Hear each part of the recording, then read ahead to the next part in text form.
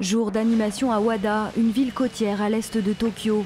Après des jours d'attente, les chasseurs ont abattu une baleine à bec de près de 10 mètres de long. Dans un hangar, une quinzaine d'hommes travaillent d'arrache-pied pour découper le mammifère. Aujourd'hui, l'opération va prendre entre 4 et 5 heures parce qu'il fait très chaud et qu'il n'y a pas de vent. Un des employés est même tombé d'un coup de chaleur. Rendu public sur Internet, la capture du cétacé attire de nombreux touristes. Je suis née ici, donc j'ai assisté à la découpe de la baleine depuis petite. C'est pour ça que je voulais emmener mes petits-enfants.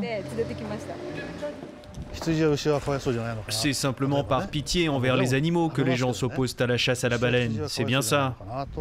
Mais dans ce cas, qu'éprouvent-ils envers les bœufs ou les moutons ? Héritée d'une pratique ancestrale, mais transformée en industrie au début du XXe siècle, la chasse côtière a toujours cours dans 4 villes du Japon. À Wada, les chasseurs sont autorisés à tuer 26 baleines à bec entre juin et septembre. La Commission baleinière internationale n'a pas l'autorité de réguler la chasse des petites baleines. C'est le gouvernement japonais qui régule la chasse des baleines à bec et qui détermine le nombre de spécimens qu'on a le droit de capturer. Dans son ampleur, la chasse côtière n'a rien à voir avec la très polémique campagne baleinière dans l'Antarctique, mais les deux industries sont très liées. 90% des baleines qu'on conditionne dans cette usine sont des baleines à bec chassées dans la région. Mais pour les sashimi, la baleine de mink est meilleure, donc on conditionne aussi la viande de mink qui vient du pôle sud. Avec une trentaine d'employés, Yoshinori Shoji dirige une importante société baleinière.